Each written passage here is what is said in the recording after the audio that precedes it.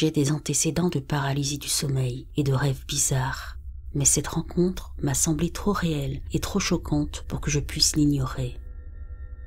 Il était environ 3 heures du matin lorsque j'ai commencé à m'endormir.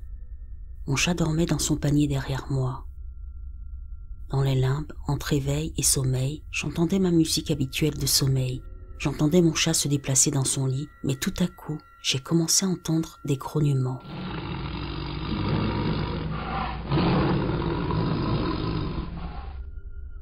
Quand j'ai ouvert les yeux, il y avait un chien devant moi. Il était grand, un peu plus haut que mes yeux dans le lit, et se tenait entre la porte de mon placard et mon lit. Alors que mes yeux étaient rivés sur lui, il a continué à grogner quelques secondes, puis il s'est tu et m'a regardé fixement. Il avait des yeux de chien normaux et foncés. Je ne pouvais tout simplement pas croire à quel point ce chien était grand, comme un labrador noir agrandi, avec un pelage plus hirsute du milieu vers le bas, ou peut-être était-il mouillé. Il faisait si sombre, et les lignes de faible lumière provenant des stores de ma fenêtre entr'ouverte rendaient sa fourrure difficile à voir clairement. De même, le dessus de sa tête avait l'air un peu tacheté. Je ne pouvais pas dire si c'était à cause du motif de la fourrure, de la saleté ou des cicatrices ou quoi que ce soit d'autre. J'ai commencé à respirer fort et mon cœur battait presque à tout rompre. Je me suis dit, comment un chien a-t-il pu entrer dans mon appartement? J'ai supposé que le chien de mes voisins était entré, mais j'ai réalisé que le chien devant moi était facilement 2 fois plus gros que celui des voisins, presque aussi gros qu'un grand danois, si ce n'est pas à peu près de la même taille. J'ai reculé dans mon lit effrayé. J'ai gardé les yeux rivés sur le chien. Pour moi, il était là, clair comme le jour. Il se tenait là et me regardait fixement à 1 ou 2 mètres de moi. Puis, en me redressant, je l'ai regardé s'éloigner comme on regarde quelque chose tomber dans un trou noir, stagnant et s'assombrissant progressivement jusqu'à ce qu'il disparaisse. Je me suis sentie paranoïaque et nerveuse à l'idée d'essayer de me rendormir après ça. Mon chat avait levé la tête et était très alerte et agité lui aussi. J'ai 2 théories pour savoir s'il s'agit d'un esprit ou de quelque chose de ce genre. Premièrement, j'ai un autel de sorcellerie au-dessus de la tête de mon lit, sur le mur, dédié en partie à la déesse Hécate. Je n'ai pas fait de travail spirituel avec mon autel depuis des semaines, voire plus longtemps. Mais Hécate fait partie de ma vie depuis que j'ai 10 ans. Deuxièmement, mon père est mort il y a quelques mois. Il n'était pas prêt à quitter ce monde lorsqu'il est décédé. Il voulait rester. Sa femme lui a fait promettre qu'il nous laisserait des signes s'il était devenu un esprit. Et tous les membres de la famille proche ont dressé une liste de ces signes. Cela aurait-il pu être l'un d'entre eux ou bien était-ce un appel d'Hécate? Je ne sais pas. Les 2 options me semblent surréalistes parce que ce chien la nuit dernière m'a semblé tellement plus réel que tout ce que j'ai connu de paranormal auparavant. Et comme je l'ai dit, je ne pense pas que j'ai rêvé parce que j'étais très réveillée quand j'ai eu le déclic qu'il y avait un chien géant dans la chambre et qui était là pendant quelques secondes avant qu'il ne s'efface. Je me sens assez bouleversée par cette situation et j'ai du mal à trouver quelque chose en ligne pour m'aider à me rassurer ou à expliquer cette expérience.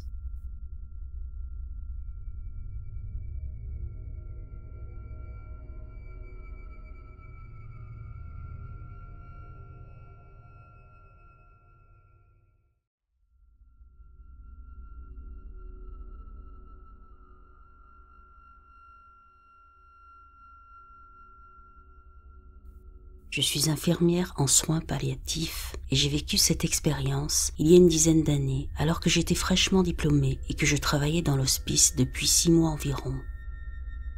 Je travaillais de nuit et après avoir pris le relais de l'équipe de fin de journée, je suis allée voir tous les patients, 12 personnes, dont 4 dans de petites chambres privées.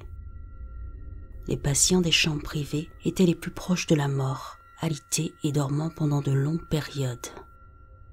Ils n'avaient aucun contact les uns avec les autres. Ce soir-là, dans la première chambre privée, la vieille dame m'a demandé « Mademoiselle, c'était votre chien tout à l'heure ?» Elle m'a dit qu'il était grand et noir et qu'il ressemblait à un berger allemand. Je lui ai répondu qu'il s'agissait peut-être d'un chien de thérapie. Je savais que l'un d'entre eux était un gros lévrier, mais il n'aurait pas dû se promener sans laisse, et bien sûr, il n'avait pas l'air d'un berger allemand. J'ai vérifié le registre des visiteurs, et aucun chien de thérapie n'était venu ce jour-là. J'ai mis ça sur le compte de ses médicaments contre la douleur et de sa maladie, jusqu'à ce que je me rende dans la deuxième chambre privée et que cet homme me dise « Il y avait un gros chien noir juste à côté de mon lit tout à l'heure. » Je pouvais voir qu'il était bouleversé. Alors j'ai dit que ça devait être celui d'un des visiteurs et qu'il était parti, mais un frisson m'a parcouru le dos. La troisième chambre privée était occupée par une autre dame, très faible mais encore lucide et cohérente, et j'ai de nouveau entendu parler d'un chien noir. Je lui ai demandé s'il ressemblait à un berger allemand. Elle m'a répondu qu'il ressemblait à un loup. Je lui ai dit que 2 autres patients l'avaient vu et cela a semblé la rassurer. Je lui ai dit que je chercherais à savoir pourquoi le chien d'un visiteur s'était promené, mais je savais qu'il n'y avait pas de chien en chair et en os dans l'unité ce jour-là. Nous avons perdu ces 3 patients dans les 24 heures. Les 2 premiers étaient attendus et sont partis paisiblement. La 3e dame n'était pas attendue si tôt. Elle a eu une hémorragie catastrophique cette nuit-là. Dans le folklore britannique, le chien noir est souvent associé à la mort, et était autrefois considéré comme une sorte de guide spirituel qui conduit les gens dans l'au-delà. Il pourrait bien sûr s'agir d'une simple coïncidence, peut-être à cause de la morphine. Il est très probable que ces personnes connaissaient déjà l'existence des chiens noirs dans la mythologie anglaise, mais il n'en reste pas moins que le fait que tous les 3 aient vu la même apparition le même soir est assez effrayant et fascinant.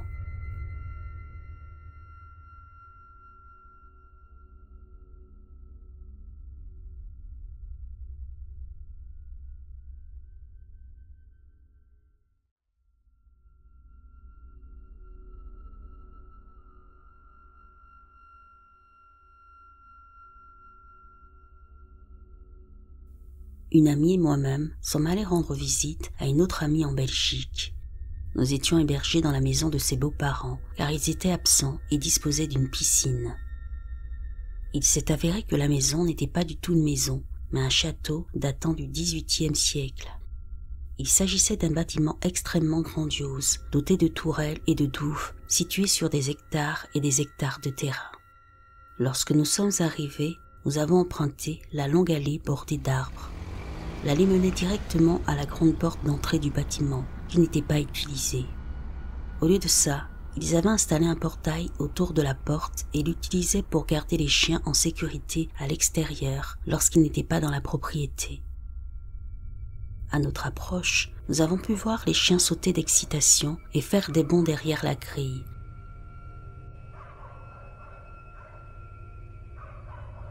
Au fur et à mesure que nous nous rapprochions, on les voyait plus distinctement. Il y avait un border collie couché, un autre debout qui sautait partout, puis un 3e chien entre les 2. Le chien du milieu ne ressemblait à aucun autre chien que j'avais vu auparavant. Il était longiligne et noir, avec des membres trapus. Il avait le poil court, contrairement aux collies à poil long à côté desquels il se trouvait, et il était grand et d'un noir absolu. Je n'avais jamais vu un chien pareil. Sa forme, sa taille et sa couleur ne ressemblaient à aucune autre race. Finalement, j'ai chuchoté à mon ami qui était sur le siège passager. « C'est quoi cette bête au milieu ?» J'ai utilisé le mot « bête » de manière facétieuse, mais c'est vraiment le premier mot qui m'est venu à l'esprit en le regardant. Elle a hoché la tête en signe d'approbation et m'a dit qu'elle s'était posé la même question. Cependant, nous étions plus excités par le palais qui se trouvait devant nous et nous n'y avons pas trop réfléchi. Lorsque nous avons franchi la longue allée et que nous sommes arrivés à la propriété, nous étions une fois de plus distraites par la sortie de nos bagages de la voiture et l'exploration de la maison, et nous n'avons donc pas regardé les chiens de plus près. Nous avons passé la journée à explorer le terrain, suivis par les 2 border collies qui étaient toujours près de nous. J'avais complètement oublié le grand chien noir jusqu'à ce que des heures plus tard, je me rende compte que nous ne l'avions pas vu depuis que nous étions sortis de la voiture. J'ai demandé à mon amie, dont les beaux-parents possédaient la maison, ce qu'il était advenu de l'autre chien. Elle m'a demandé confuse. « Mais quel autre chien ?»« Le chien noir. Notre amie pensait que nous avions tout inventé pour l'effrayer. Elle a dit qu'il n'y avait que 2 chiens. La seule explication qu'elle a pu donner est qu'il aurait pu appartenir au jardinier, mais nous l'avons vu après et il ne lui appartenait pas. Plus tard, j'ai fait des recherches sur Google et j'ai trouvé des informations sur un chien de l'enfer dans le folklore ainsi que sur la bête des Flandres, un esprit qui prend la forme d'un grand chien noir, qui se trouve être la région dans laquelle nous nous trouvions. J'aimerais savoir si quelqu'un a vécu quelque chose de similaire ou s'il y a une explication possible à ce que nous avons vu, car nous ne savons pas quoi faire. Nous avons décrit la chose exactement de la même manière à l'autre et nous l'avons tous les deux vu avec certitude.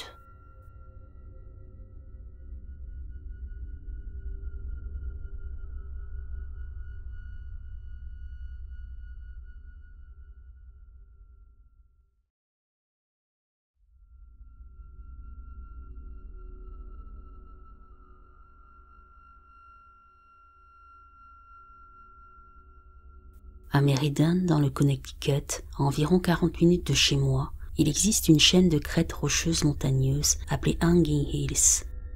Le moyen le plus simple d'y accéder est de se garer dans un parc boisé et montagneux appelé Hubbard Park et d'emprunter un sentier qui commence par un pont passager qui traverse l'autoroute. J'ai le vertige, mais j'essaie toujours de me mettre au défi en faisant des randonnées et en me plaçant dans des situations légèrement inconfortables pour surmonter mes peurs. Au printemps 2014, ma femme, qui était ma petite amie à l'époque, et moi avons décidé de faire notre énième randonnée à Hanging Hills pour voir Castle Craig, une tour de pierre qui se trouvait à l'extrémité du sentier principal et qui surplombait les falaises, la ville de Meriden et la vallée de Quinnipiac. Sur le sentier, ma petite amie et moi avons rencontré un randonneur qui laissait son chien sans collier en liberté. Nous ne savions pas si c'était pour embêter les gens ou non. Le chien était plutôt grand, comme un mélange de labrador et de terrier, et il était également amical. Il s'est approché de nous et a commencé à halter. Ensuite, le randonneur l'a rappelé et ils se sont éloignés. Nous sommes arrivés à Castle Craig environ 20 minutes plus tard. Contrairement au sentier de l'autoroute, le sentier principal du parc n'est ni long ni difficile, si ce n'est qu'il y a une grande colline à la fin. Nous avons pris des photos au sommet de la tour et au bord de la falaise. « Tu veux prendre le sentier principal ou la route ?» demandai-je alors que nous finissions de prendre des photos et de boire le peu d'eau qu'il nous restait dans nos sacs. « La route, insiste-t-elle. On peut voir la rivière. » La route qui mène à Castle Craig est généralement empruntée par les voitures et les cyclistes. Nous l'empruntons parfois pour apercevoir la rivière Quinnipiac sur le chemin du retour vers le parc. Malgré une chaude journée d'avril, il y avait très peu de voitures et de cyclistes dans la descente. C'était agréable et tranquille. Après environ 400 mètres de marche, ma copine m'a tiré sur l'épaule et m'a montré une silhouette sur le bord de la route, entre des arbustes. Elle se tenait à environ 3 mètres devant nous. « Qu'est-ce que c'est ?» a-t-elle dit.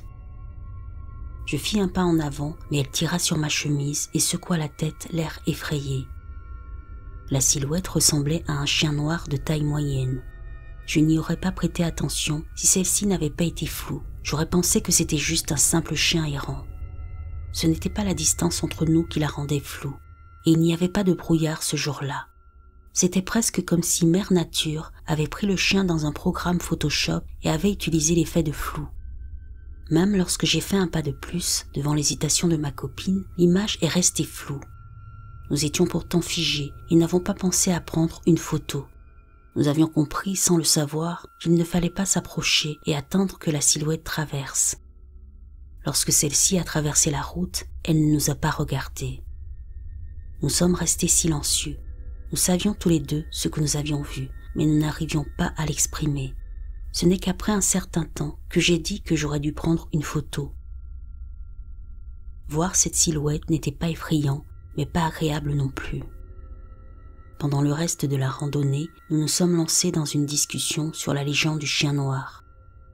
Les histoires de fantômes qui ont un tant soit peu de réalité historique m'intriguent, car la plupart des représentations de fantômes que l'on voit à la télévision ou sur YouTube de nos jours montrent des gens qui sont facilement effrayés par des tremblements ou des bruits dans un lieu abandonné.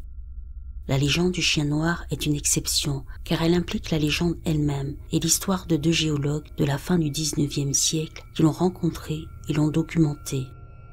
La légende veut que l'on voit le chien noir des collines suspendues 1 fois pour la joie, 2 fois pour le chagrin et 3 fois pour la mort.